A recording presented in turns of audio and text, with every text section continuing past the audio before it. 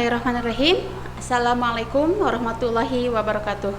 Alhamdulillah kita masih bisa dipertemukan dalam mata pelajaran Bahasa Indonesia di kelas 12, masih di semester pertama. Adapun materi yang akan kita bahas di semester ini adalah tentang teks sejarah. Sejarah tentu saja bukan hal yang asing buat kalian, karena salah satu mata pelajaran di sekolah kita pun kita mempelajarinya, yaitu tentang sejarah. Tetapi yang akan kita bahas dalam teks cerita sejarah ini adalah berkaitan dengan kebahasaannya. Adapun materi yang akan kita bahas dalam teks sejarah untuk pertemuan ini diantaranya adalah pengertian teks sejarah, dan yang kedua adalah struktur teks cerita sejarah, kaidah teks cerita sejarah, fungsi teks cerita sejarah, serta nilai-nilai yang terkandung dalam teks cerita sejarah. Baik, kita mulai saja. Materi yang pertama yang akan dibahas adalah tentang pengertian teks cerita sejarah. Ada yang sudah tahu apa arti dari teks cerita sejarah ini? Ya, teks cerita sejarah adalah teks yang menjelaskan fakta-fakta mengenai peristiwa di masa lalu yang memiliki nilai-nilai kesejarahan. Ya, jadi intinya adalah peristiwanya terjadi di masa lalu. Yang selanjutnya, teks sejarah ini berisi latar belakang atau asal-muasal terjadinya suatu peristiwa penting yang terjadi di masa silam, ya, masa lampau atau masa silam. Peristiwa tersebut juga disebut memiliki nilai kesejarahan. Mengapa? Karena mengandung sebuah pelajaran dan pendidikan bagi orang-orang yang membacanya, baik di masa kini ataupun di masa yang akan datang. Jadi, nilai sejarah ini akan selalu ada, tidak akan punah, tidak akan sirna, tetapi mengandung sebuah nilai pendidikan untuk selamanya. Bisa dipahami ya, apa arti dari teks sejarah tersebut? Selanjutnya adalah jenis-jenis teks cerita sejarah. Nanti di materi yang selanjutnya atau materi yang akan datang, kita akan membandingkan, dua jenis teks cerita sejarah. Nah, makanya Ibu akan menyampaikan ada dua jenis teks cerita sejarah. Yang pertama, teks cerita sejarah berdasarkan fakta sejarah, atau artinya benar-benar terjadi. Yang kedua, teks cerita sejarah fiksi. Ini merupakan hayalan atau ada tambahan cerita hayalannya atau rekaannya, atau teks novel atau teks cerpen pun masuk ke dalam contoh dari teks sejarah fiksi. Jadi sekali lagi, ada dua jenis teks cerita sejarah, yaitu yang berdasarkan fakta dan berdasarkan fiksi. Karena kita membahas sebuah teks, maka kita kembali akan membahas mengenai strukturnya. Seperti yang sudah dijelaskan di materi sebelumnya, yaitu tentang teks editorial, maka teks cerita sejarah pun memiliki struktur atau memiliki beberapa bagian-bagian, ya, memiliki beberapa bagian-bagian. Ada terpisah, terbagi-bagi menjadi beberapa bagian. Yang pertama, bagian pengenalan. Yang kedua, rekaman atau rangkaian peristiwa. Sedangkan yang ketiga adalah bagian dari penutup yang berisi sebuah akibat atau simpulan atau penilaian. Nah, di sini rekaman peristiwa atau rangkaian peristiwa dibagi menjadi beberapa bagian. Yang pertama, peristiwa pertama. Karena misalnya Dalam sebuah teks cerita sejarah tentang perjuangan kemerdekaan di Indonesia, tentu saja tidak langsung ke intinya, tetapi ada peristiwa pertama, peristiwa kedua, peristiwa ketiga, dan peristiwa selanjutnya. Intinya adalah rekaman peristiwa itu ada beberapa bagian. Ya, nanti Ibu akan memberikan contoh teks cerita sejarah yang sudah Ibu tentukan struktur serta bagian-bagian yang lainnya. Nah, yang tidak kalah atau yang tidak lupa juga yang dibahas di dalam teks ini, terutama teks sejarah ini adalah kaidah. Kembali kepada kaidah, karena dalam bahasa Indonesia kaidah itu, aturan itu akan selalu ada. Ya. Nah, apa saja kaidah dalam teks cerita sejarah ini? Ada yang sudah tahu? Ya, yang pertama bersifat non-fiktif.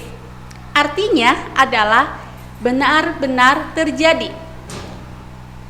Teks ini atau teks sejarah ini dibuat berdasarkan fakta-fakta, berdasarkan sumber sejarahnya. Misalnya dari tokoh, tokoh sejarahnya, atau dari museum, bukti-bukti sejarahnya. Nah, itu adalah teks sejarah. Jadi sekali lagi, bersifat non-fiktif, bersumber dari sejarah, dan selanjutnya adalah menggunakan bahasa naratif. Apa yang dimaksud dengan bahasa naratif? Naratif adalah menceritakan. Sama halnya seperti novel atau cerpen, semuanya berbentuk naratif atau menceritakan. Begitupun dengan teks sejarah, menceritakan dari awal sampai akhir, sampai tuntas. Ya. Dan memiliki fitur kebahasaan. Apa saja fitur kebahasaan itu atau ciri dari kebahasaannya? Yang pertama, menggunakan kalimat yang menyatakan peristiwa masa lampau. Karena tadi bahwa teks sejarah ini adalah menceritakan peristiwa masa lampau atau masa lalu, maka ciri khasnya dari fitur kebahasaannya adalah harus menggunakan peristiwa masa lampau. Contohnya apa? Pada tahun 1945, atau berarti kan sudah terjadi. Jadi sudah terjadi, sudah masa lampau. Itu artinya menunjukkan masa lampau atau masa lalu. Atau saat itu, atau pada masa itu, berarti sudah terjadi, sudah lama. Itu yang menunjukkan bahwa teks sejarah menunjukkan atau mengandung peristiwa masa lampau, gitu ya. Yang selanjutnya adalah penggunaan kata-kata yang bermakna tindakan, perbuatan. Apa saja? Misalnya memanggul senjata, menembak, memindahkan. Ya, Presiden Soekarno akhirnya dipindahkan ke Rengas Dengklok misalnya. Nah, itu adalah contoh dari kata perbuatan atau tindakan. Selanjutnya adalah penggunaan fungsi keterangan tempat dan waktu. Di Surabaya pada tahun 1945 terjadi peperangan. Nah, itu ada tempatnya apa? Surabaya.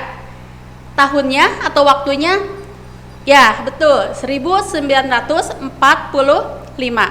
Jadi sekali lagi bahwa teks sejarah ini menggunakan atau mengandung fungsi keterangan tempat dan waktu. Indonesia merdeka pada tahun 1945. Tempatnya apa? Betul, Indonesia. Waktunya? Betul, 1945. Yang selanjutnya adalah dalam teks cerita sejarah ini mengandung konjungsi temporal. Apa yang dimaksud dengan konjungsi temporal? Konjungsi temporal adalah yang melanjutkan, ya. Contohnya apa? Lalu, kemudian, setelah itu adalah contoh konjungsi temporal. akhirnya Presiden Soekarno memproklamasikan kemerdekaan Indonesia. Tetapi ya, sebelum kata lalu atau konjungsi temporal tadi ada yang diceritakan terlebih dahulu. Baru itu ya, selanjutnya menggunakan konjungsi temporal. Selanjutnya adalah dalam teks cerita sejarah ini mengandung konjungsi kausalitas. Apa yang dimaksud dengan konjungsi kausalitas? Ya, konjungsi kausalitas adalah adanya hubungan sebab akibat. Penjajahan di Indonesia yang cukup lama ya menyebabkan atau mengakibatkan penderitaan rakyat Indonesia. Nah, itu adalah contoh dari konjungsi kausalitas. Apa saja konjungsi kausalitas ini? Contohnya ada karena, sebab, karena itu, dan oleh karena itu. Ya, itu adalah kaidah teks cerita sejarah. Lalu mengapa kita membahas gitu ya, membaca atau mempelajari tentang teks cerita sejarah ini? Karena teks cerita sejarah memiliki beberapa fungsi. Apa saja fungsinya? Yang pertama, sebagai sarana rekreatif. Dengan membaca teks cerita sejarah, karena kita tidak mengalami peristiwa tersebut, ya, ketika kita membacanya, pikiran kita, hati kita ikut ke masa lalu, ikut merasakan bagaimana perjuangan di dalamnya. Ya, walaupun kita tidak mengalaminya, tetapi karena kita membacanya, pikiran kita seolah-olah ikut terlibat di dalam peristiwa tersebut. Jadi tahu itu ya, melayang ke masa lalu. Yang selanjutnya adalah inspiratif. Mengapa inspiratif? Karena ketika kita membaca teks cerita sejarah akan muncul, akan hadir beberapa inspirasi. Misalnya bagaimana perjuangan para pahlawan masa lalu. Ya, bagaimana mereka, para pahlawan, mengusir para penjajah. Yang berikutnya adalah instruktif, yaitu perintah. Secara tidak langsung, ketika kita membaca sebuah teks sejarah, kita mendapatkan sebuah perintah bahwa kita harus ikut berjuang juga. Bagaimana kita bisa berjuang sebagai pelajar? Tidak mesti memanggul senjata, tidak mesti berperang ke medan perang, tetapi kita menjadi ada sebuah tuntutan bagaimana perjuangan kita sebagai pelajar, sebagai siswa, sebagai santri, gitu ya. Dan selanjutnya ada edukatifnya, ada pendidikannya, ada pengetahuan bagaimana perjuangan para pahlawan dulu. Jadi tahu tahun berapa, siapa yang memproklamasikan, siapa yang terlibat. Itu kan, itu ada edukatifnya. Ada tokoh-tokoh yang terlibat di dalamnya, kita menjadi tahu. Awalnya mungkin kita tidak tahu, tetapi ketika kita membaca teks cerita sejarah menjadi tahu. Gitu ya. Yang selanjutnya adalah ada beberapa nilai yang terkandung di dalam teks cerita sejarah. Teks cerita sejarah dibuat tentu saja tidak hanya dibaca begitu saja. Oh, sudah tahu, sudah. Tetapi kita harus bisa mengambil sebuah hikmah, mengambil sebuah pelajaran dari apa yang sudah kita baca, terutama teks sejarah ini. Apa saja? Yang pertama adalah nilai moral. Yang selanjutnya adalah kepahlawanan. Yang ketiga adalah nilai religius, nilai budaya, dan nilai sosial. Itu saja untuk pertemuan saat ini. Materi yang disampaikan terkait dengan materi teks sejarah. Nanti kita lanjutkan dalam kegiatan diskusi. Jika ada yang ditanyakan atau ingin berpendapat, boleh disampaikan pada saat diskusi. Terima kasih atas perhatian kalian. Assalamualaikum warahmatullahi wabarakatuh.